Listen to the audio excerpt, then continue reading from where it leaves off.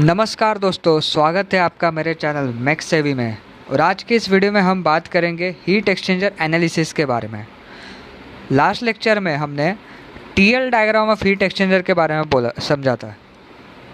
TL diagram या फिर हम टीए डायग्राम भी बोल सकते हैं, temperature area diagram of heat exchanger, जिसमें हमने प्रोफाइल डिस्कस किए थे। Parallel flow heat exchanger, counter flow heat exchanger, evaporators और कंडेंसर्स के बारे में। तो इसी एनालिसिस में एक कदम आगे जाते हुए हम देखेंगे कि हीट एक्सचेंजर एनालिसिस में हम क्या क्या करते हैं। So without wasting any time, let us start with the video. Heat exchanger analysis basically हम दो चीज़ों के लिए करते हैं। सबसे पहला उसमें आता है कि हमें हीट एक्सचेंजर सेलेक्ट करना है। हमें टेम्परेचर डिफरेंस दिया हुआ है, हमें पर्टिकुलर एप्लीकेशन, समझ लो मुझे एक एप्लीकेशन है जिसमें मेरा जो वाटर का टेम्परेचर है वो 90 डिग्री सेल्सियस से 50 डिग्री सेल्सियस तक पहुंचना चाहिए, जस्ट फॉर एन एग्जांपल। तो उसके लिए मेरे हीट एक्सचेंजर सेलेक्ट करना है मुझे, ठीक है। तो एक एप्लीकेशन हो गया। और दूसरा एप्लीकेशन ऐसा है कि मेरे पास हीट एक्सचेंजर अवेलेबल है, लेकिन मुझे जानना है कि वो एंड में टेम्परेचर कितना देगा, मतलब आउटलेट पे वो टेम्परेचर कितना दे रहा है मुझे, ठीक है। तो ये हो गए हमारे दो टाइप के रिक्वायरमेंट्स। तो ये दो टाइप के रिक्वायरमेंट्स के लिए हमारे पास दो टाइप ऑफ एनालिसिस है हीट एक्सचेंजर के। तो सबसे पहला है हमारे पास LMTD मेथड। LMTD यानी लॉगरिथमिक मीन टेम्परेचर डिफरेंस। और सेकंड आता है हमारे पास NTU method, number of transfer units. तो इसमें जो मैं पहला केस बताया था कि मेरे पास हीट एक्सचेंजर्स मुझे सेलेक्ट करना है पर्टिकुलर एप्लीकेशन के लिए, तो उस केस में मैं LMTD में जाऊंगा, LMTD मेथड पे जाऊंगा। और जो सेकंड केस मैंने बोला कि मुझे टेम्परेचर एंड पे कितना मिल रहा है मुझे, एक particular area of heat exchanger अगर मैंने दिया, तो उसके लिए मुझे NTU मेथड पे जाना पड़ेगा, ठीक है। तो ये दो एप्लीकेशन के लिए मेरे पास दो टाइप ऑफ एनालिसिस अवेलेबल है। तो आज की इस वीडियो में हम लॉगरिथमिक मीन टेम्परेचर डिफरेंस के बारे में समझेंगे, क्या होता है वो और किस तरह से उसका डेरिवेशन करते हैं, ठीक है। ठीक है,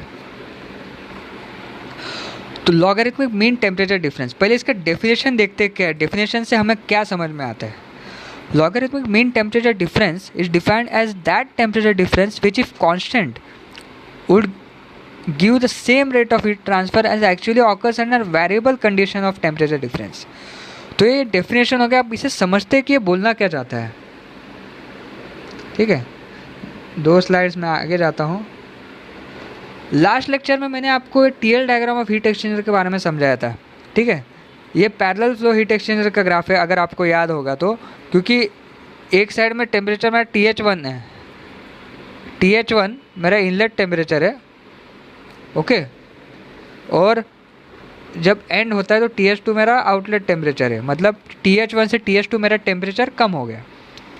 और वही साइड से अगर डायरेक्शन सेम है, दोनों फ्लूइड का डायरेक्शन सेम है, अगर हॉट फ्लूइड और कोल्ड फ्लूइड का डायरेक्शन अगर सेम है, तो उसे हम पैरेलल फ्लो हीट एक्सचेंजर बोलते हैं। तो पहले दिन से मैं बोल रहा हूँ।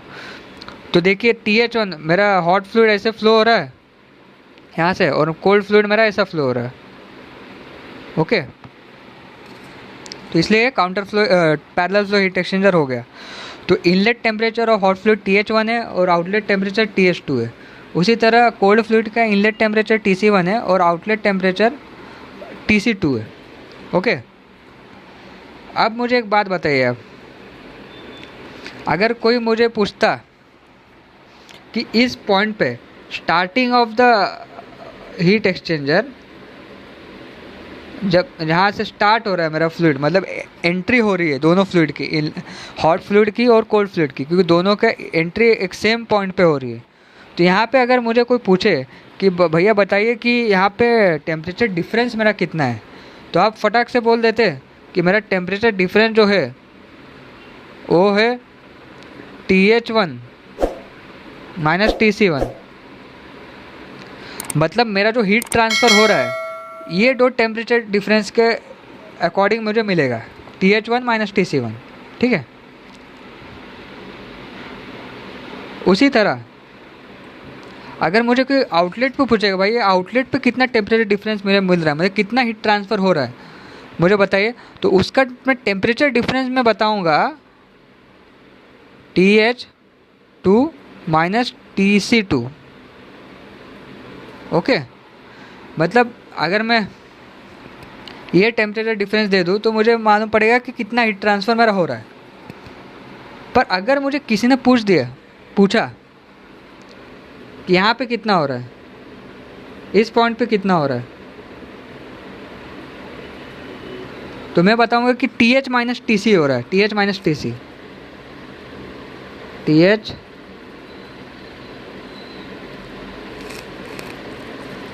Minus TC। मतलब इन शॉर्ट हम बोल सकते हैं कि कोई भी एक पॉइंट पे मेरा टेम्परेचर डिफरेंस सेम नहीं है। यहाँ पे इस पॉइंट पे अलग है, इस पॉइंट पे अलग है, इस पॉइंट पे अलग है, इस पॉइंट पे अलग है। तो मुझे अगर जानना है, अगर किसी ने मुझे पूछ लिया कि टोटल हीट ट्रांसफ़र कितना हो रहा है आप बताइए मुझे, तो मैं वो कैसे निकालूंगा? क्योंकि मुझे टोटल हीट ट्रांसफ़र मुझे चाहिए रहेगा। हमको ये थोड़ी चाहिए कि भाई इस पॉइंट पे कितना हो रहा है, इस पॉइंट पे कितना हो रहा है, मुझे टोटल हीट ट्रांसफ़र कितना हो रहा है वो चाहिए मुझे। तो वो केस के एनालिसिस के लिए अगर मुझे कोई एक कंबाइंड एक टेम्परेचर डिफरेंस दे दे पूरे हीट एक्सचेंजर के लिए, मतलब एक पॉइंट पे नहीं, एक पॉइंट पे दूसरे पॉइंट पे नहीं, मतलब सब टेम्परेचर डिफरेंस को कंबाइन करके एक टेम्परेचर डिफरेंस दे दे, तो मैं उससे आसानी से बता सकता हूँ कि भाई देखो इतना टेम्परेचर डिफरेंस की वजह से इतना मेरा हीट ट्रांसफ़र हो रहा है। ठीक है, तो वो जो टेम्परेचर डिफरेंस है मेरा, उसे हम बोलते हैं logarithmic mean temperature difference.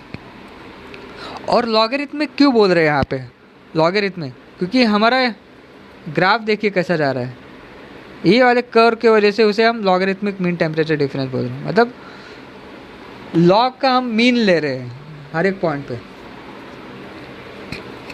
Okay, तो वापस हम डेफिनेशन देखते हैं क्या बोल रहा है। Logarithmic mean temperature defined as that temperature difference को मैं हाईलाइट कर रहा हूँ, that temperature difference which if constant, मैंने जैसे बोला हर एक पॉइंट पे मेरा टेम्परेचर डिफरेंस चेंज हो रहा है, लेकिन which if constant would give the same rate of heat transfer as actually occurs under variable condition of temperature difference. मतलब मुझे अगर हर एक पॉइंट का टेम्परेचर डिफरेंस नहीं पता है, पर मुझे LMTD पता है, LMTD मतलब टोटल जितना हीट ट्रांसफ़र होगा पूरे हीट एक्सचेंजर में, उतना मुझे अगर कोई LMTD बता दे तो मैं उधर उसे डायरेक्टली निकाल सकता हूँ कि मेरा total rate of heat transfer कितना हो रहा है। ठीक है, मतलब वेरिएबल टेम्परेचर कंडीशन रहेगा तो वो सब का कंबाइन करके एक टेम्परेचर डिफरेंस, वो होगा मेरा LMTD, logarithmic mean temperature difference. Okay, उम्मीद है आपको LMTD समझ गया रहेगा। तो आगे बढ़ते, इसका जो एनालिसिस है LMTD निकालने के लिए, उसे जानने के लिए हमें कुछ एजम्पशंस हमें ये करने पड़ते, कंसिडर करने पड़ते। ठीक है, तो एजम्पशंस देखते हैं क्या क्या है। ओके,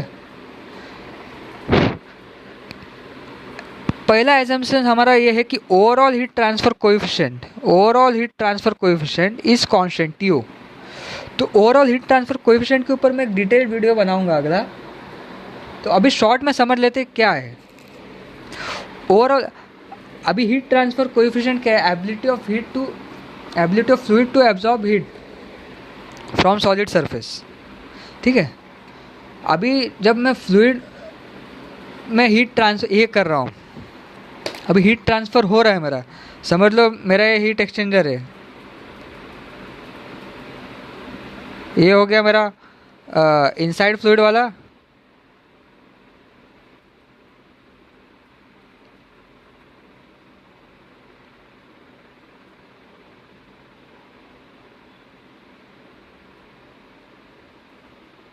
ओके, समझ लो यहाँ से मेरा हॉट फ्लूइड फ्लो हो रहा है, जो रेड वाला रीजन है।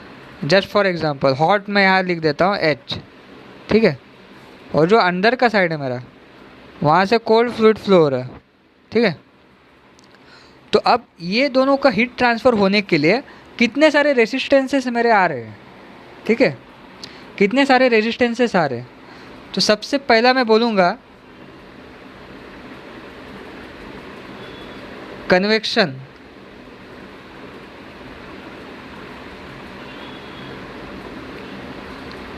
सॉरी ये चला गया, उसे वापस बना लेते हैं फटाफट। ये हो गया मेरा कोल्ड फ्लूइड।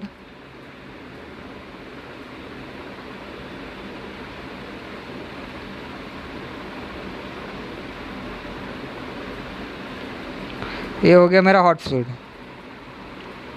ओके, यहाँ पे मैं हॉट लिख देता हूँ और यहाँ पे मैं कोल्ड लिख देता हूँ। ठीक है, तो कौन से रेजिस्टेंसेस आ रहे हैं? तो पहला हो गया मेरा कोल्ड फ्लूइड का कन्वेक्शन रेजिस्टेंस। कन्वेक्शन रेजिस्टेंस मतलब जो फ्लूइड सॉलिड कांटेक्ट में आ रहे हैं वहाँ से वॉल के, वो वाला एक रेजिस्टेंस हो गया कोल्ड फ्लूइड का कन्वेक्शन रेजिस्टेंस। सेकेंड रेजिस्टेंस हो रहा है कि वॉल थिकनेस, जो मैं एरिया शेड कर रहा हूँ, ये जो वॉल थिकनेस की वजह से जो कंडक्शन रेजिस्टेंसेस आएगा वो हो गया हमारा दूसरा रेजिस्टेंस वॉल थिकनेस की वजह से। ठीक है, तीसरा रेजिस्टेंस क्या है हमारा? तीसरा रेजिस्टेंस है हमारा जो हॉट फ्लूइड है, हॉट फ्लूइड का कन्वेक्शन रेजिस्टेंस। कन्वेक्शन की वजह से जो रेजिस्टेंस आ रहा है हॉट फ्लूइड का वो है। तो ओवरऑल हीट ट्रांसफ़र कोएफिशिएंट हम बोल सकते हैं कि जो तीनों रेजिस्टेंसेस को कंबाइन करके एक रेजिस्टेंस निकालते हैं हम, उसका ओवरऑल हीट ट्रांसफ़र कोएफिशिएंट उसे नाम दिया गया है यू से डिनोट करते हैं। इसके ऊपर एक मैं डिटेल वीडियो बनाऊंगा अगले लेक्चर में। ठीक है, तो अभी के लिए सिर्फ इतना समझ लीजिए कि तीनों रेजिस्टेंसेस को कंबाइन करके जो हीट ट्रांसफ़र कोएफिशिएंट बनता है उसे ओवरऑल हीट ट्रांसफ़र कोएफिशिएंट कहा जाता है। तो पहला हमारा एजम्पशन ये रहे कि overall heat transfer coefficient constant है पूरा। ठीक है, सेकंड कंडीशन क्या है हमारा? फ्लो कंडीशंस आर स्टेडी, मतलब कि टाइम के साथ हमारा फ्लो कंडीशन चेंज नहीं हो रहा है, मतलब फ्लो रेट वगैरह ये सब हमारा टाइम के साथ में चेंज नहीं हो रहा है। ओके, थर्ड कंडीशन है हमारा कि specific heat and mass flow rates of both the fluids are constant. Mass flow rate हमारा चेंज नहीं हो रहा है, मतलब कहीं भी जमा नहीं हो रहा है फ्लूइड, जितना फ्लूइड अंदर जा रहा है उतना फ्लूइड ही बाहर आ रहा है। Okay, mass flow rate of both the fluids are constant and specific heat of both fluids are also constant, मतलब स्पेसिफिक हीट जो टेम्परेचर का फंक्शन है लेकिन यहाँ पे चेंज नहीं हो रहा है, क्योंकि जो रेंज ऑफ टेम्परेचर है जहाँ पे स्पेसिफिक हीट चेंज होता है हमारा, वो इतना ज़्यादा नहीं है, तो इसलिए हम स्पेसिफिक हीट को कांस्टेंट मान सकते हैं। There is no loss of heat to the surroundings due to heat exchanger being perfectly insulated. जो भी मेरा आउटलेट जो मेरा आउटर ये है, मतलब जो आउटर एक मिनट मैं समझा देता हूँ इसे ग्राफ।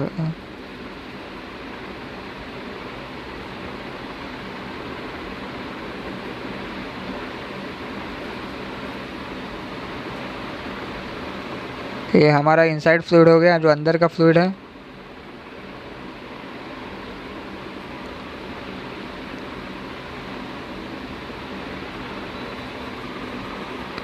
जो ये वाला जो शेड कर रहा हूँ मैं, ये वाला जो रीजन है ये परफेक्टली इंसुलेटेड रहता है। तो जो भी हमारा हीट ट्रांसफ़र होगा वो फ्लूइड के बीच में ही होगा, मतलब कि heat loss to the surrounding negligible है या फिर ज़ीरो रख सकते हैं, क्योंकि परफेक्टली इंसुलेटेड रहता है। ठीक है, ये हमारा एक एजम्पशन हो गया। There is no change of phase either of the fluid during the heat transfer, मतलब कि फ्लूइड का फेस चेंज नहीं हो रहा है, लिक्विड टू गैस या गैस टू लिक्विड नहीं हो रहा है। Change in potential and kinetic energies are negligible, मतलब कि वेलोसिटी ऑफ द फ्लूइड या फिर जो एलिवेशन है फ्लूइड का वो चेंज नहीं हो रहा है। Okay, axial conduction along the tubes of the heat exchanger is negligible, मतलब along the length of the tube कुछ कंडक्शन नहीं हो रहा है। ओके, तो ये हमारे 7 एजम्पशंस थे LMTD के एनालिसिस के लिए। ओके, इस फिगर में बस इतना दिखाया गया कि पैरेलल फ्लो हीट एक्सचेंजर का अरेंजमेंट क्या है, मतलब direction of both hot and cold fluid is same. Counter flow में क्या होता है आपको याद रहेगा, तो अगर हॉट फ्लूइड का डायरेक्शन और कोल्ड फ्लूइड का डायरेक्शन दोनों ऑपोजिट रहते हैं। ओके, हॉट फ्लूइड हमारा अंदर से फ्लो हो रहा है, हॉट फ्लूइड हमारा अंदर से फ्लो हो रहा है, और कोल्ड फ्लूइड हमारा बाहर से फ्लो हो रहा है। जो एनुलस रीजन है सराउंडिंग द पाइप, वहाँ से हमारा कोल्ड फ्लूइड फ्लो हो रहा है। तो ग्राफ तो मैं ऑलरेडी समझा चुका हूँ कि TH जो इनिशियल टेम्परेचर डिफरेंस है TH1 माइनस TC1, उसको मैंने नाम दे दिया है θ1 करके। ओके, और जो यहाँ का कंडीशन है आउटलेट का, उसे मैंने नाम दे दिया है θ2, मतलब TH2 माइनस TC2। तो एक पर्टिकुलर मैं अगर छोटा एरिया लेता हूँ, DA एक एरिया लेता हूँ, ठीक है, और DA जो एरिया लिया है उसके स्टार्टिंग में अगर मैं टेम्परेचर डिफरेंस ले एज्यूम करता हूँ कि मेरा टेम्परेचर यहाँ पे TH है हॉट फ्लूइड का और कोल्ड का TC है, तो वहाँ का जो टेम्परेचर डिफरेंस होगा वो होगा TH minus TC theta. Okay, और मैं जब DA के एंड तक पहुँच जाता हूँ, इतना रीजन DA के एंड में पहुँच जाता हूँ, तो जो हॉट फ्लूइड का जो टेम्परेचर है वो थोड़ा सा कम हो जाएगा। अभी थोड़ा सा कम मतलब मैं बोल सकता हूँ कि DTH अमाउंट से इतना कम हो गया है, ठीक है। और वही जब कोल्ड फ्लूइड की बात करूँ, कोल्ड फ्लूइड का टेम्परेचर बढ़ते जाएगा along the exit of heat exchanger, तो वो पॉइंट पे मैं बोल सकता हूँ कि temperature of cold fluid rises by amount, small amount known as DTC, मतलब DTC अमाउंट से इतना टेम्परेचर मेरा बढ़ गया है कोल्ड फ्लूइड का। ओके, और ये हमारा एरिया DA है, इतने एरिया में हमारा टेम्परेचर चेंज हो रहा है, इतना एरिया हमने एनालिसिस के लिए लिया हुआ है। ओके, चलिए देखिए यहाँ पे लिखा हुआ है सबसे पहले C refers to hot and cold fluids, 1 and 2 refers to inlet and outlet condition। Okay,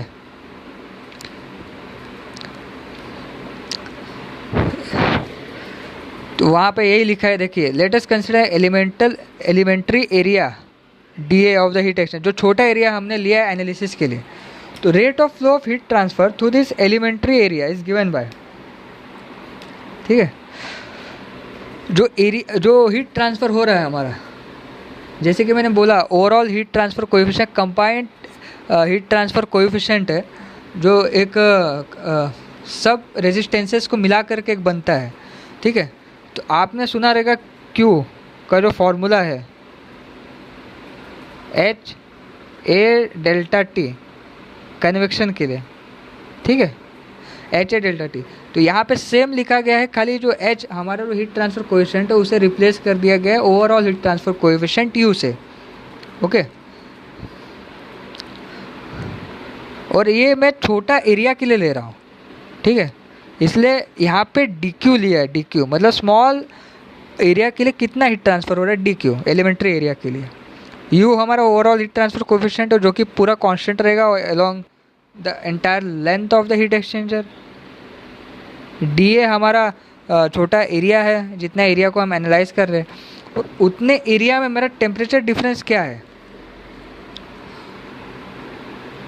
TH minus TC, मतलब कि हॉट का तो कोई टेम्परेचर है और कोल्ड का कोई टेम्परेचर, जो TH माइनस TC हमारा जो टेम्परेचर डिफरेंस है वो है उस पॉइंट के लिए, ये थीटा में हम बोल सकते हैं, ठीक है। तो DQ हमारा हो जाता है UDA डेल्टा T। ओके, आगे देखते क्या लिखा गया। As a result of heat transfer DQ through the area DA, तो hot fluid is cooled by DTH whereas cold fluid is heated by DTC। जैसा कि मैंने बोला था, हॉट फ्लूइड का टेम्परेचर कम हो जाता है, कोल्ड का बढ़ जाता है। तो एनर्जी बैलेंस इक्वेशन मतलब क्या, जितना एनर्जी रिलीज़ किया हॉट फ्लूइड ने उतना एनर्जी एब्जॉर्ब किया हमारा कोल्ड फ्लूइड है, मतलब कि हीट जितना रिलीज़ किया हॉट ने उतना ही हीट एब्जॉर्ब किया कोल्ड ने।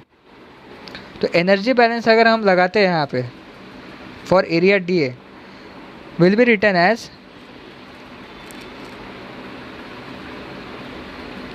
DQ equal to M minus M dot H CPH DTH इक्वल टू MC CPC DTC, यानी कि MC डेल्टा T जो हमारा फॉर्मूला है,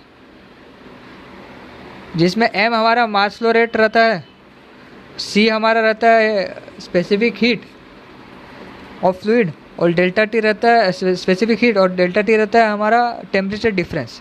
तो यहाँ पे आप देख सकते हैं कि यहाँ पे माइनस लिखा गया है, minus M dot H C P H D T H, और यहाँ पे plus M dot C C P C D T C. यहाँ पे माइनस लिखने का रीज़न सिर्फ इतना ही है कि हॉट का टेम्परेचर हमारा कम हो रहा है। मतलब हम टेम्परेचर डिफरेंस अगर लिखेंगे तो final minus initial, T final minus T initial, जो हमारा फाइनल टेम्परेचर है वो लेस देन इनिशियल टेम्परेचर है। ठीक है, इसलिए हमने माइनस लिखा है यहाँ पे, क्योंकि T F minus T I negative हो जाए, क्योंकि टी एफ छोटा और टी आई बड़ा है, इसलिए हमने माइनस को बाहर ले लिया और डी टी एस लिखा है। वही डी टी सी जो final temperature minus initial temperature वो पॉजिटिव है, क्योंकि कोल्ड का टेम्परेचर बढ़ रहा है, तो T F will be greater than T I for cold fluid. Okay, D Q equal minus M dot S C P H D T S equal to M dot C C P C D T C, उसे हमने लिख दिया है। जितना heat transfer हो रहा है वो कंबाइंड इक्वल टू होगा U D A T H minus T C, मतलब उतने एरिया के लिए U D A T H minus T C जो हीट ट्रांसफ़र होगा इसके इक्वल होगा। तो हमने डी टी एच का एक ये निकाल लिया फॉर्मूला यहाँ से, minus D Q by M dot H into by C P H. कुछ नहीं, बस डी टी एच को ये डी टी एच को हमने एक साइड में रखा और बाकी चीज़ों को नीचे ले लिया। तो यहाँ पे हो गया D T H equal to minus D Q by M dot H C P H equal to minus D Q by C H, और डी टी सी को मैंने ले लिया D Q by M dot C C P C equal to D Q by C C. अब यहाँ पे एक नया टर्म आया सी एच और सी सी। सी एच का मतलब क्या है? सी एच एक प्रोडक्ट है दो चीज़ों का, मास फ्लो रेट और स्पेसिफिक हीट का। ठीक है, उधर हीट कैपेसिटी या फिर हीट कैपेसिटी रेट भी बोलते हैं, या फिर water equivalent of hot fluid, या फिर हीट कैपेसिटी और water equivalent of cold fluid. C H और सी सी दो चीज़ का प्रोडक्ट है, एक तो मास फ्लो रेट और दूसरा है स्पेसिफिक हीट, दोनों का प्रोडक्ट है। इसे हम देख लेते हैं एक बार क्या है अगले स्लाइड में, फिर वापस यहाँ पे आएंगे हम। ठीक है, in heat exchange analysis often to combine the product of mass flow rate and specific heat, मतलब कि मास फ्लो रेट और स्पेसिफिक हीट को कंबाइन करके हम एक सिंगल क्वांटिटी लेते हैं जिसे हम हीट कैपेसिटी रेट बोलते हैं। हीट कैपेसिटी या हीट कैपेसिटी रेट, देख सकते हैं आप यहाँ पे वही लिखा है, दोनों का प्रोडक्ट है मास फ्लो रेट और स्पेसिफिक हीट। यहाँ पे नोटेशन चेंज कर दिया गया क्योंकि यहाँ पे रेफरेंस मैंने दूसरी जगह का लिया है, तो यहाँ पे सी हम छोटा सी समझ सकते हैं यहाँ पे। ठीक है, वहाँ सी सी है जो लिखा है M dot C into C P C. तो ये मतलब क्या हीट कैपेसिटी रेट का? ये बताता है कि कितना मुझे हीट ट्रांसफ़र रेट लगेगा एक फ्लूइड स्ट्रीम के टेम्परेचर को 1 डिग्री सेल्सियस से बढ़ाने के लिए या फिर घटाने के लिए। ध्यान से सुनना, heat capacity rate of represent rate of heat transfer near to change the temperature of fluid stream. Fluid stream को मैं यहाँ पे हाईलाइट करूँगा, फ्लूइड स्ट्रीम, क्योंकि मास फ्लो रेट है, तो पूरे फ्लूइड स्ट्रीम का टेम्परेचर 1 डिग्री सेल्सियस से बढ़ाने के लिए कितना हीट ट्रांसफ़र रेट लगेगा मुझे, तो ये हीट कैपेसिटी रेट बताता है। ऑब्वियस सी बात है, अगर मेरा हीट कैपेसिटी ज़्यादा है, हीट कैपेसिटी रेट ज़्यादा है मेरा, तो मुझे ज़्यादा हीट ट्रांसफ़र लगेगा 1 डिग्री सेल्सियस बढ़ाने के लिए। ओके, मतलब मुझे टेम्परेचर डिफरेंस अगर ज़्यादा करना है तो ज़्यादा हीट ट्रांसफ़र रेट लगेगा। अगर मेरा अगर हीट कैपेसिटी रेट ज़्यादा है तो वही, अगर मेरा हीट ट्रांसफ़र रेट अगर कम है तो कम हीट लगेगा टेम्परेचर चेंज करने के लिए फ्लूइड का। इन शॉर्ट मैं बोल सकता हूँ कि ये मास फ्लो रेट का फंक्शन है। तो मतलब अगर मैंने एक पर्टिकुलर हीट ट्रांसफ़र रेट पे मुझे इतना टेम्परेचर डिफरेंस मिल रहा है, अगर मैं वही मास फ्लो रेट को अगर ट्वाइस कर दूँ, 2 गुना कर दूँ, तो उतने ही हीट ट्रांसफ़र पे मुझे आधा टेम्परेचर डिफरेंस मिलेगा, क्योंकि मेरा मास फ्लो रेट डबल हो चुका है। ओके, वही यहाँ पे लिखा है, देखिए मैंने, doubling the mass flow rate while living everything as unchange will have the temperature change of that fluid. Okay, उम्मीद है आपको हीट कैपेसिटी रेट समझ गया रहेगा। वापस आते हैं हमारे डेरिवेशन पे। यहाँ पे थे हम, M dot and M dot C are mass flow rates of fluid and the respect to specific heats. ठीक है, अब मेरे पास दो चीज़ें मिल गई है, एक तो है DTH का फॉर्मूला और एक DTC का फॉर्मूला। अगर मैं दोनों को सब्ट्रैक्ट करूँ DTH माइनस DTC तो मुझे क्या मिल रहा है, minus D Q by CH minus DQ by CC। अभी माइनस माइनस जो है माइनस DQ को अगर मैं कॉमन ले लूँ तो मेरे पास आता है अंदर ब्रैकेट में 1/CH प्लस 1/CC। और DTH माइनस DTC को मैंने एक टेम्परेचर डिफरेंस एज्यूम कर दिया डी थीटा, क्योंकि initial temperature difference TH1 minus TC1 को मैंने थीटा 1 लिखा और TH2 माइनस TC2 जो फाइनल टेम्परेचर डिफरेंस है उसको मैं थीटा 2 लिखा। तो DTH माइनस DTC को मैं डी थीटा लिख सकता हूँ। Okay, D theta equal to minus DQ 1/CH plus 1/CC। अब यहाँ पे मैं जो DQ का वैल्यू वहाँ इक्वेशन 10.4 में क्या लिया था मैंने, DQ का वैल्यू ये लिया था UDA TH minus TC।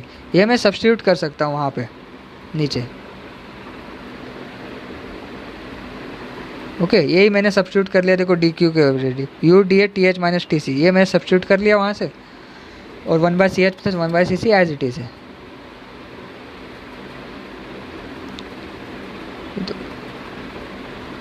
Okay,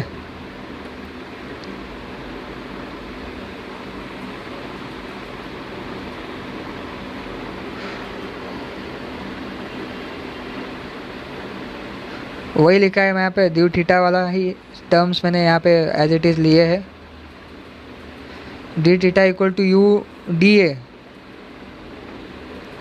जो TH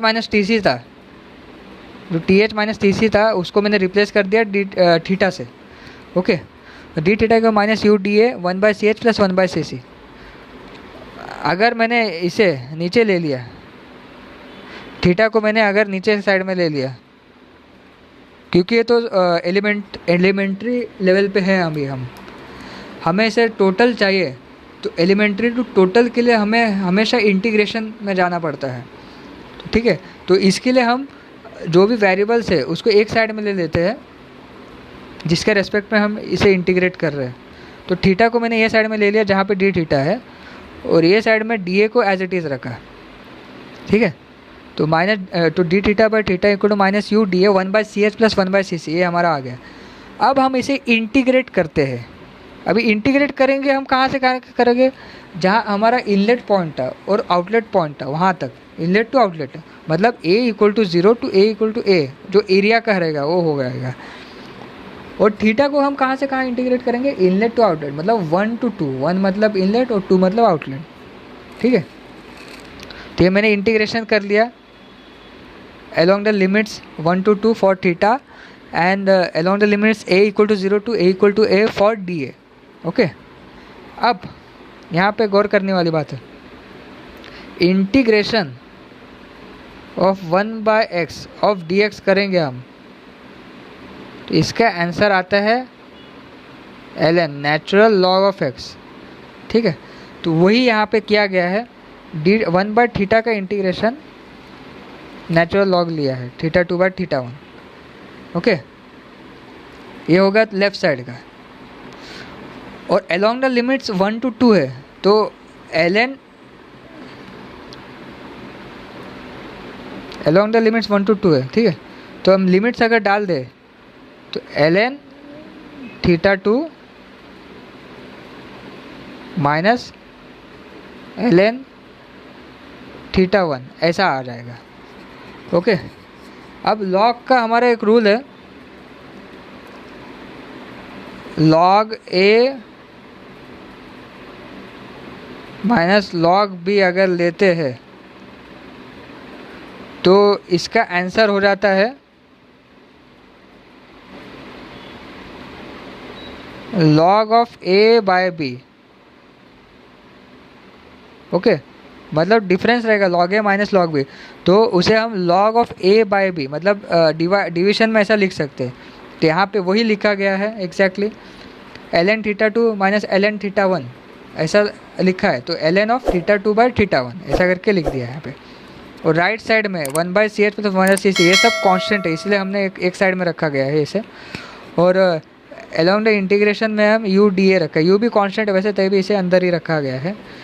तो डी ए का इंटीग्रेशन मतलब अंदर अगर 1 है, इंटीग्रेशन ऑफ 1 डी एक्स, कोई वेरिएबल है ही नहीं हमारा, मतलब कोई टर्म नहीं है, तो 1 का इंटीग्रेशन आता है x, उसी तरह 1 डी ए का इंटीग्रेशन हो जाएगा a। ओके, a हो जाएगा। और फिर जब हम लिमिट्स अप्लाई करेंगे तो a equal to 0 to a equal to है, जब a इक्वल 0 सब्स्टिट्यूट करेंगे तो मतलब कि 0 ही है, इसलिए हमारा a minus 0 equal to a हमारा आ गया यहाँ पे। ln थीटा माइनस यू है 1/ch प्लस 1/cc। अब जो हमारा टोटल हीट ट्रांसफ़र रेट है between a fluid is given by Q equal to C H T H one minus T H two. ये हॉट फ्लूइड का जितना भी temperature change हो रहा है along the length of heat, inlet पे temperature हमारा टी एच वन है और आउटलेट पे टी एच टू है, तो Q equal to C H T H one minus T C two. उसी तरह अगर विथ रेस्पेक्ट कोल्ड फ्लूइड देखेंगे Q equal to C C T C two minus T C, मतलब hot cold fluid का outlet minus cold fluid का inlet. तो यहाँ पे मैंने 1/ch मुझे यहाँ पे रिप्लेस करना है इस फार्मूले के अंदर, तो मैं 1/ch का एक फार्मूला बना लेता हूँ, 1/ch T H one minus T H two by Q और 1/cc equal to T C two minus T C one by Q. ये दो वैल्यूज़ मैं यहाँ पे अगर सब्स्टिट्यूट करूँ अगर, तो देखते हैं मुझे क्या होता है फिर। ठीक है, तो ln theta two by theta one as it is A side में, और यहाँ पे माइनस यू है T H one minus T H two plus T C two minus T C one by Q. तो Q कॉमन है, क्यों Q को मैं बाहर ले सकता हूँ, तो यू ए बाई क्यू, और जो माइनस है उसे मैं अंदर ले लेता हूँ, माइनस को मैं अंदर डाल देता हूँ, माइनस मल्टीप्लाई हो जाएगा। तो टर्म्स को रीअरेंज अगर करता हूँ तो T H two minus T C two minus T H one minus T C one equal to U A by Q. अब T H two minus T C two, ध्यान से देखिए T H two minus T C two क्या था हमारा graph में, T H two minus T C two मतलब कि theta two T H two minus T C two, और T H one minus T C one क्या है, theta one, तो वही वहाँ पे सब्स्टिट्यूट किया गया है, T H two minus T C two minus T H one minus T C one मतलब theta two minus theta one. Okay, U A by Q. अब हमें Q की वैल्यू चाहिए, Q की वैल्यू चाहिए, इसलिए मैं इसे रीअरेंज करता हूँ। तो Q equal to U A theta two minus theta one by ln theta two by theta one. तो अब जो इक्वेशन हमारा बन रहा है उसे हम ऐसा भी लिख सकते हैं, Q equal to U A theta M. अब एक थीटा टर्म एम मैंने एक टर्म रिप्रेजेंट कर दिया, इसे क्या बोलते हैं, थीटा एम का मेरा फॉर्मूला हो जाएगा theta two minus theta one upon ln of theta two by theta one. Okay, तो थीटा एम जो है मेरा, यही इसे ही बोलते हैं लॉगरिथमिक मीन टेम्परेचर डिफरेंस। तो इसी चीज़ का लॉगरिथमिक मीन टेम्परेचर मतलब जितना भी टेम्परेचर मेरा चेंज हो रहा है long the from inlet to outlet, एक कंबाइंड टेम्परेचर डिफरेंस, एक टेम्परेचर डिफरेंस मेरा जो है वो है LMTD। मतलब मुझे LMTD मिल गया तो मेरे बाकी कोई टेम्परेचर की ज़रूरत नहीं है अंदर के साइड की, इससे मैं हीट ट्रांसफ़र कितना हो रहा है along the length of the heat exchanger मैं पता लगा सकता हूँ। तो यहाँ पे यही लिखा गया theta two minus theta one upon ln of theta two by theta one, मतलब इनलेट पे कितना टेम्परेचर डिफरेंस मिल रहा है हॉट एंड कोल्ड फ्लूइड का माइनस आउटलेट पे कितना हो रहा है अपॉन ln। अब यहाँ पे एक चीज़ देखिए, थीटा टू, अभी इसे माइनस अगर कॉमन ले लो तो theta two by theta one minus theta two हो गया, तो वही अगर माइनस अगर ln में ये ले लो तो उल्टा हो जाता है theta one by theta two. तो आप इसे याद रख सकते हो, अगर पहले थीटा टू है तो नीचे भी पहले थीटा टू ही रहेगा, और अगर पहले थीटा वन है तो नीचे भी पहले थीटा वन ही रहेगा। तो ये होता है हमारा logarithmic mean temperature difference of parallel flow heat exchanger. अब हम पैरेलल फ्लो हीट एक्सचेंजर का पूरा एनालिसिस किए आज के इस वीडियो में। ठीक है, तो देख लेते हैं एक बार हमने क्या क्या किया था। सबसे पहले हमने LMTD के बारे में देखा, LMTD क्या होता है, उसके एजम्पशंस देखे थे। फिर हमने देखा TA diagram of heat exchanger. उसके बाद में हमने एलिमेंट्री एरिया के लिए एनालाइज किया, उसे एलिमेंट्री एरिया के बारे में एनालाइज किया। फिर हीट कैपेसिटी रेट के बारे में हमने देखा। ओके, हीट कैपेसिटी रेट के बाद में हमने उसे डेरिवेशन को प्रोसीड किया आगे पैरेलल फ्लो के लिए, और हम एक कॉन्क्लूशन पे पहुँचे LMTD के। ओके, तो मेरे पास अगर LMTD है तो Q equal to UA theta M, ये फॉर्मूला से मैं रेट ऑफ हीट ट्रांसफ़र निकाल सकता हूँ। ओके, तो नेक्स्ट वीडियो में हम काउंटर फ्लो हीट एक्सचेंजर के बारे में देखेंगे या फिर ओवरऑल हीट ट्रांसफ़र कोएफिशिएंट, दोनों टॉपिक के ऊपर डिस्कस कर लेंगे। ठीक है, उम्मीद है आज का वीडियो आपको पसंद आया। वीडियो अच्छा लगेगा तो लाइक ज़रूर करना, चैनल पे नए तो सब्सक्राइब ज़रूर कर लेना और इस वीडियो को अपने दोस्तों के साथ शेयर कीजिए। Okay, thank you for watching the video, see you in next video, bye bye.